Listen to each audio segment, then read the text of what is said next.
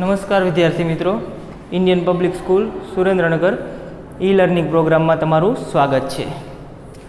છેલ્લે આપણે સમય સંખ્યાઓની અંદર સ્વાધ્યાય 1.1ની અંદર 5 દાખલા સુધી જોયું હતું. હવે છઠ્ઠા દાખલા તરફ આપણે જઈએ તો એની રકમ શું કહે છે? સંખ્યા 6/13 ને ઋણ 7/16 વ્યસ્ત વડે ગુણો. તો અહીંયા બે સંખ્યાઓ આપણને આપેલી છે, ગુણાકાર કરવાનું કીધું છે, પણ બીજી જે સંખ્યા છે એના વ્યસ્ત સાથે. તો પહેલાં શું કરશું? આપણે જે બીજી સંખ્યા છે એનો વ્યસ્ત મેળવી લઈએ. તો ઋણ 7/16ની વ્યસ્ત સંખ્યા શું થશે? અંશ અને છેદને ઉલટાવવાના. તો 16/7 એ એની વ્યસ્ત સંખ્યા થશે. હવે આ બંને સંખ્યાઓનો ગુણાકાર, આ સંખ્યા અને એની વ્યસ્ત બીજી સંખ્યાની, એટલે આનો. તો ગણતરી કરીએ. 6/13 ગુણ્યા 16/7. તો અંશ અંશનો ગુણાકાર, છેદ છેદનો ગુણાકાર. 6 ગુણ્યા 16/13 ગુણ્યા ઋણ 7. 16 છક કેટલા થશે? 96/13 + 91, એટલે ઋણ 91. ઋણ નિશાની દૂર થશે નહીં. તો 96/91 એ આપણો જવાબ થશે. સીધો આપણે ગુણાકાર કરવાનો હતો, પણ બીજી સંખ્યાના વ્યસ્ત સાથે.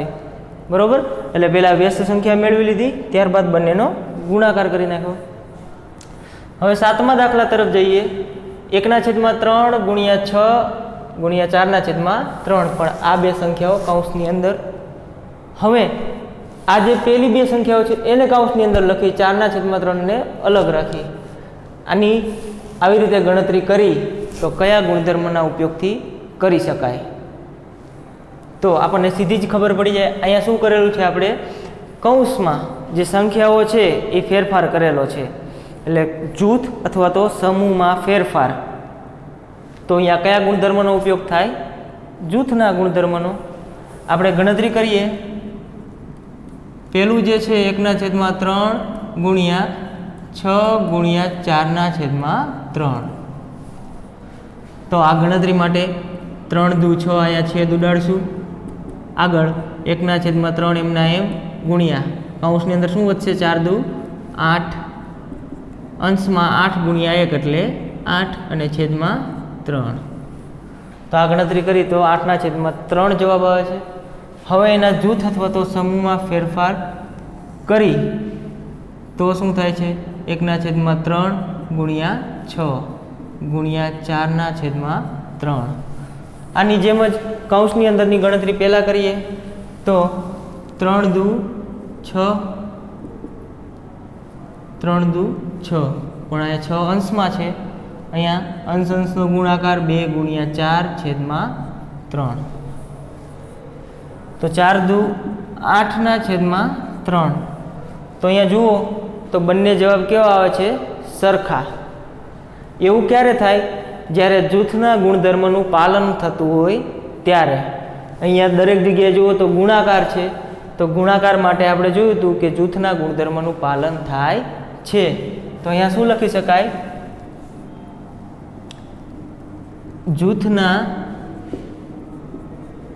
ગુણધર્મના ઉપયોગથી ગણતરી કરી શકાય. બરોબર? કયા ગુણધર્મના ઉપયોગથી ગણતરી કરી શકાય એવું આપણને પૂછેલું, તો અહીંયા ખબર પડી જાય કે જૂથના ગુણધર્મના ઉપયોગથી ગણતરી કરી શકાય. ત્યારબાદ 8મો દાખલો જોઈએ. એમાં આપણને શું પૂછેલું? શું 8/9 એ સંખ્યા ઋણ 1.1/8 વ્યસ્ત છે? કેમ અથવા કેમ નહીં? તો આ સંખ્યાનો વ્યસ્ત આ છે કે નહીં એ આપણે જવાબ આપવાનો છે, અને કારણ સાથે. વ્યસ્ત છે તોય કેમ, અને વ્યસ્ત નથી તો પણ કેમ નથી એમ. તો આપણે જાણીએ છીએ કે વ્યસ્ત સંખ્યાઓ જે હોય એનો ગુણાકાર હંમેશા 1 થાય. બે વ્યસ્ત સંખ્યાઓ હોય એનો ગુણાકાર હંમેશા 1 થાય. તો આપણે આ બંનેનો ગુણાકાર કરી, જો ગુણાકાર 1 મળે તો બે એકબીજાની વ્યસ્ત કહેવાય. જો ગુણાકાર 1 સિવાયનો આન્સર આવે, 1 સિવાયનો જવાબ આવે તો બે સંખ્યાઓ એકબીજાની વ્યસ્ત કહેવાય નહીં. તો પહેલાં આપણે આનું સાદુરૂપ આપી દઈ, ઋણ 1/1.8. તો શું થશે? 8 × 8 અને 8 ને 1 9/8, પણ ઋણ નિશાની સાથે આવશે. મિશ્ર પૂર્ણાંકમાંથી શુદ્ધ પૂર્ણાંકમાં આપણે ફેરવેલા તો 8 × 8 આ બંનેનો ગુણાકાર, એમાં અંશ ઉમેરવાનો. 8 × 8 ને 1 9/8. બરાબર. હવે બંનેનો ગુણાકાર કરીએ તો પહેલી સંખ્યા છે 8/9. આ સંખ્યા સાથે ગુણાકાર, એનું સાદુરૂપ આપણે આપી દીધું ઋણ 9/8. તો 8 × 8 9 × 9. તો 1/1 એટલે 1 જ થાય, પણ ઋણ નિશાની ક્યાંય દૂર થશે નહીં, એટલે ઋણ 1 એ ગુણાકાર આવશે. તો જો ગુણાકાર 1 આવે તો જ એકબીજાના વ્યસ્ત કહેવાય. અહીંયા ગુણાકાર શું આવે છે? ઋણ 1, માટે એકબીજાની વ્યસ્ત સંખ્યાઓ છે નહીં. તો અહીંયા લખવાનું કે 8/9 અને ઋણ 1.1/8 એ વ્યસ્ત સંખ્યાઓ નથી.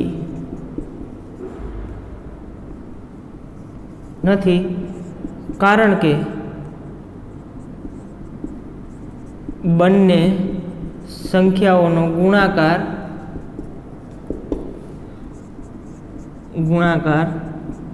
ધન 1 થતો નથી. બરોબર. ધન 1 ગુણાકાર નથી થતો, જવાબ ઋણ 1 આવે છે, માટે એકબીજાની વ્યસ્ત સંખ્યાઓ નથી. અહીંયા 8મો દાખલો પૂરો. હવે આપણે 9મો દાખલો જોઈએ.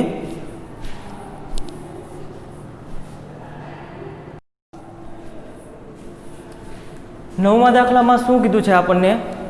શું 0.3 એ 3.1/3 અથવા તો 3.1/3 નો વ્યસ્ત છે? કેમ અથવા કેમ નહીં? એટલે કે આ બે સંખ્યાઓ એકબીજાની વ્યસ્ત છે કે નહીં એ આપણે જણાવવાનું છે. આપણે આગળ જોયું એ પ્રમાણે વ્યસ્ત સંખ્યા ક્યારે કહી શકાય? કે જે બે સંખ્યાનો ગુણાકાર 1 હોય તે બે સંખ્યાઓ પરસ્પર એકબીજાની વ્યસ્ત સંખ્યાઓ કહેવાય. તો અહીંયા આપણે બે સંખ્યાનો ગુણાકાર કરશું. જો ગુણાકાર 1 મળે તો બે સંખ્યાઓ એકબીજાની વ્યસ્ત સંખ્યા કહેવાય. તો પહેલી જે સંખ્યા છે 0.3 એનું આપણે સાદુરૂપ આપી દઈ તો એને શું લખી શકાય? 3/10. પોઈન્ટ પછી જેટલા અંક હોય એને પોઈન્ટ દૂર કરવા માટે જેટલા અંક હોય એક સાથે એટલા શૂન્ય મૂકવાના. તો પોઈન્ટ પછી એક તગડો છે તો 3/1 પછી એક શૂન્ય એટલે 10.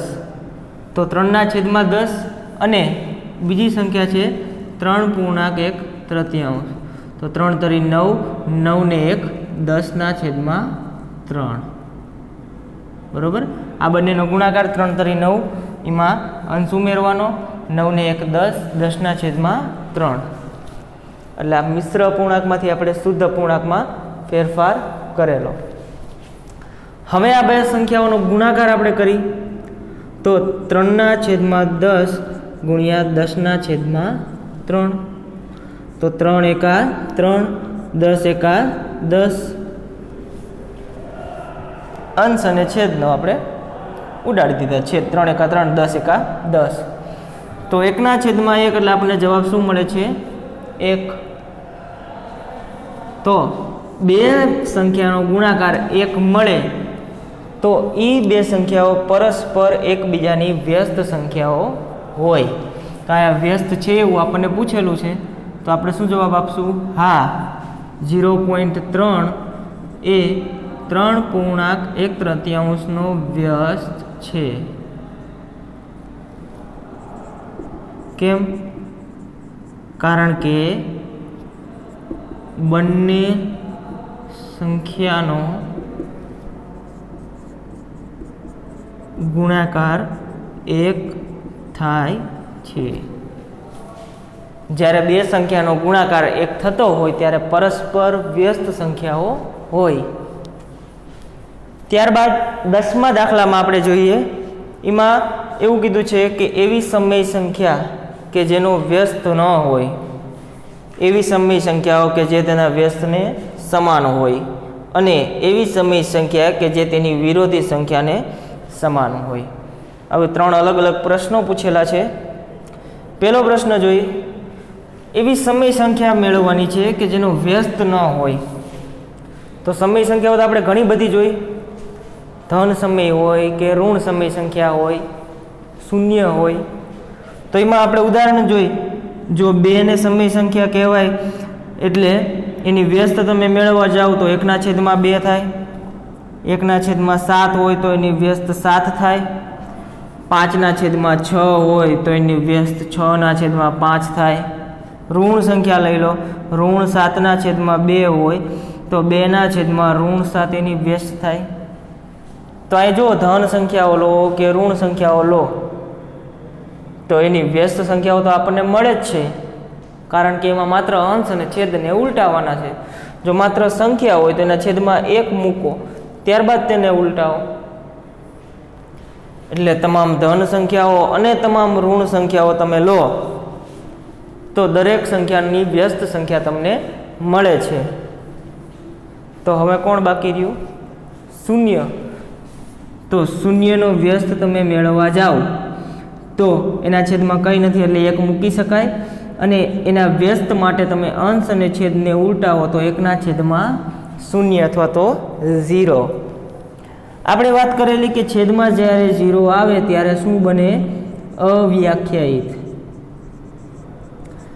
ગાણિતિક ભાષામાં આપણે કહી તો અવ્યાખ્યાયિત એટલે શક્ય નથી અથવા તો જેની વ્યાખ્યા ન આપી શકાય. તો છેદમાં 0 શક્ય નથી. છેદમાં 0 શક્ય નથી એટલે જો તમે 0નો વ્યસ્ત મેળવવા પ્રયત્ન કરો તો એ 1/0 આવે, જે અવ્યાખ્યાયિત અથવા તો શક્ય નથી. એટલે તમે જો 0નો વ્યસ્ત મેળવશો તો તમને 0નો વ્યસ્ત મળશે નહીં. તો એવી સમય સંખ્યા કે જેનો વ્યસ્ત ન હોય, તો વ્યસ્ત ન હોય એટલે કે જેનો વ્યસ્ત ન મળે એવી કઈ સંખ્યા? તો કે 0 અથવા તો 0. બરાબર? હવે અહીંયા પેલો પ્રશ્ન, પેલી ખાલી જગ્યા જુઓ તો એમાં શું કીધું છે આપણને? શૂન્યનો વ્યસ્ત. તો અત્યારે જ આપણે જોયું કે શૂન્યનો વ્યસ્ત ન હોય અથવા તો ન મળે. તો અહીંયા ખાલી જગ્યા શું પૂરી થશે? શૂન્યનો વ્યસ્ત ન મળે.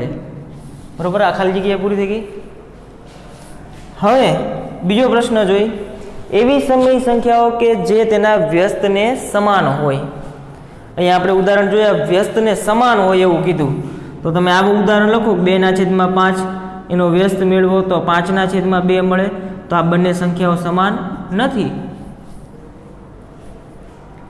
બીજી ઘણી બધી તમે સંખ્યાઓ લઈ લો, ઋણ 7 તો 1/7. તો આ બંને સંખ્યાઓ એક છે નહીં એટલે સમાન છે નહીં. તો એવી કઈ સંખ્યાઓ છે કે જેનો તમે વ્યસ્ત મેળવો તો બંને સરખા જવાબ અથવા તો સમાન આવે? તો એ સંખ્યાઓ છે 1 અને ઋણ 1. તમે 1નો વ્યસ્ત મેળવો તો તમે 1/1 મૂકશો, 1/1 એટલે 1 જ થશે. તો 1નો વ્યસ્ત 1. ઋણ 1નો વ્યસ્ત મેળવો તો 1/1 1/1 એટલે 1નો 1 સાથે ભાગાકાર 1 જ મળશે, પણ ઋણ નિશાની દૂર થશે નહીં એટલે વ્યસ્ત શું આવશે? ઋણ 1. તો ઋણ 1નો વ્યસ્ત ઋણ 1 અને ધન 1નો વ્યસ્ત ધન 1. એટલે આ બે સંખ્યાઓ એવી છે, ધન 1 અને ઋણ 1, કે જેનો વ્યસ્ત એ પોતે જ સંખ્યાઓ મળે છે. તો એવી સમય સંખ્યાઓ કે જે તેના વ્યસ્તને સમાન હોય, એટલે એનો વ્યસ્ત એ પોતે જ સંખ્યા મળતી હોય, તો એવી કઈ સંખ્યાઓ? 1 અને -1. ત્યારબાદ આમાં ખાલી જગ્યા એક જોઈ લેવી આપણે. બીજી ખાલી જગ્યા વાંચો. શું કીધું છે એમાં? સંખ્યાઓ ખાલી જગ્યા અને ખાલી જગ્યા પોતાના જ વ્યસ્ત છે. તો અહીંયા આપણે જે દાખલો જોયો એમાં શું જોયું કે આ બે સંખ્યાઓ જે છે એના વ્યસ્ત એ પોતે જ સંખ્યાઓ મળે છે. તો અહીંયા આપણને એ જ પૂછેલું છે, પોતાના જ વ્યસ્ત હોય એવી કઈ સંખ્યાઓ? તો કે એક ધન 1 અને એક ઋણ 1. તો અહીંયા બે પ્રશ્નો સાથે બે ખાલી જગ્યા પણ આપણે પૂરી થઈ ગઈ. હવે ત્રીજો પ્રશ્ન જોઈ. એવી સમય સંખ્યા કે જે તેની વિરોધી સંખ્યાને સમાન હોય. વિરોધી સંખ્યા, હવે વ્યસ્ત પૂરું વિરોધી આવ્યું, તો વિરોધી સંખ્યામાં આપણે શું જોયું હતું કે માત્ર નિશાની બદલાય, મૂલ્ય બદલાશે નહીં. તો એવી કઈ સમય સંખ્યા છે કે જેની તમે વિરોધી સંખ્યા મેળવો તો તમને એની એ જ સંખ્યા મળતી હોય? તો આપણે જોઈ 7 લઈ તો એની વિરોધી શું થશે? ઋણ 7. કારણ કે મૂલ્ય બદલાશે નહીં, 7 એમના એમ રહેશે પણ નિશાની તો બદલાશે. તો ધન 7 અને ઋણ 7 બંને એક છે નહીં, કારણ કે એક ધન અને એક ઋણ છે. તમે ઋણ 25 લઈ લો તો એની વિરોધી સંખ્યા તમને ધન 25 મળશે. મૂલ્ય એનું એ જ રહેશે પણ ધન અને ઋણ નિશાનીના કારણે આ બંને સંખ્યાઓ એક થશે નહીં. આવી રીતે તમે કોઈ પણ સંખ્યાઓ લો તો જો એની વિરોધી સંખ્યા મેળવો તો ધન હોય તો ઋણ સંખ્યા મળશે, ઋણ હોય તો ધન સંખ્યા મળશે. તો ધન અને ઋણ સંખ્યાઓનો ફેરફારને કારણે બંને સંખ્યા સમાન થશે નહીં. તો અહીંયા તો આપણે સમાન હોય એવી વિરોધી સંખ્યાઓ મેળવવાની છે. તો એ કઈ રીતે મળશે કે જેને ધન અને ઋણ સાથે કંઈ જ લેવા દેવા નથી? એવી કઈ સંખ્યા? તો કે શૂન્ય. શૂન્યને ન તો ધન કહેવાય ન તો ઋણ કહેવાય. હવે તમે આની વિરોધી સંખ્યા મેળવવા જાઓ તો એ પણ શૂન્ય જ મળે, કારણ કે જો ધન શૂન્ય અને ઋણ શૂન્ય એવું તો કહેવાય નહીં, કારણ કે શૂન્યને ધન અને ઋણ સાથે કંઈ જ લેવા દેવા નથી. એટલે શૂન્યની વિરોધી સંખ્યા એ શૂન્ય જ કહેવાય. તો એવી સમય સંખ્યા કે જે તેની વિરોધી સંખ્યાને સમાન હોય તો કઈ સંખ્યા આવશે? શૂન્ય. કારણ કે શૂન્યની વિરોધી શૂન્ય જ થાય. બાકી દરેક સંખ્યાઓમાં ધન અને ઋણનો ફેરફાર રહે. ધન 7 હોય તો ઋણ 7, ધન 10 હોય તો ઋણ 10.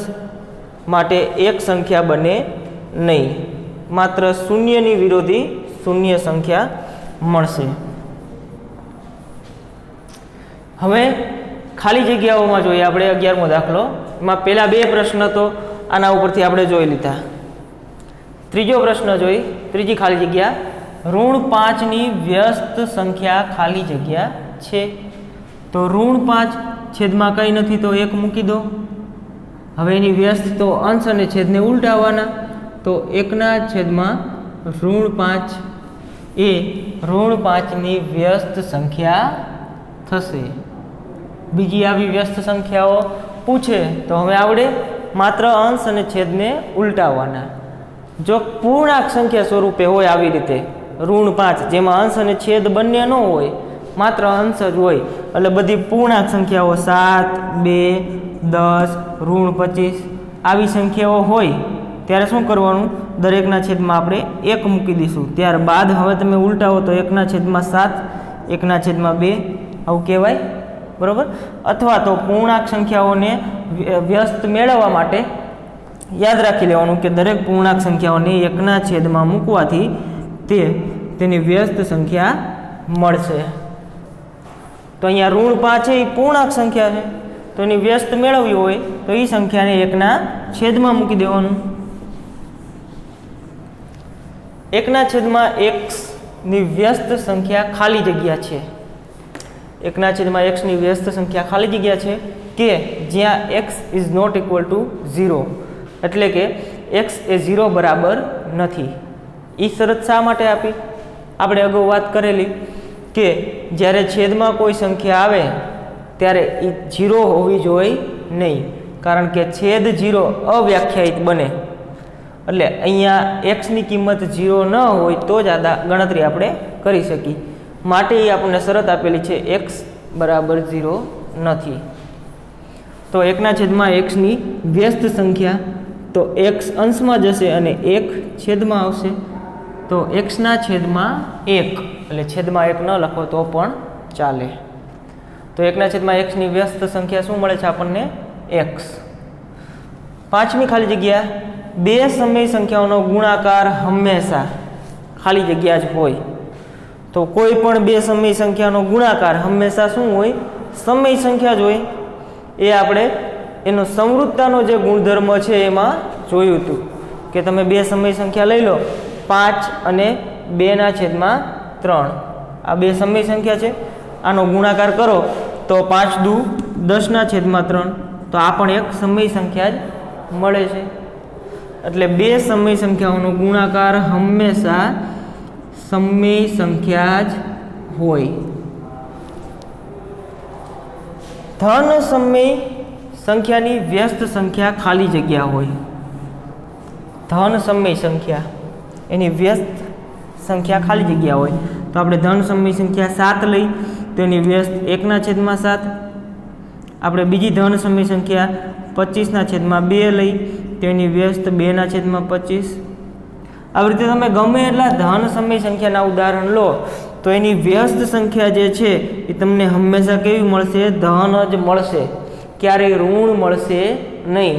કારણ કે વ્યસ્ત સંખ્યાઓમાં નિશાનીનો ફેરફાર થશે નહીં. ધન હશે તો ધન જ રહેશે. માટે ધન સમય સંખ્યાની વ્યસ્ત સંખ્યા હંમેશા ધન જ હોય.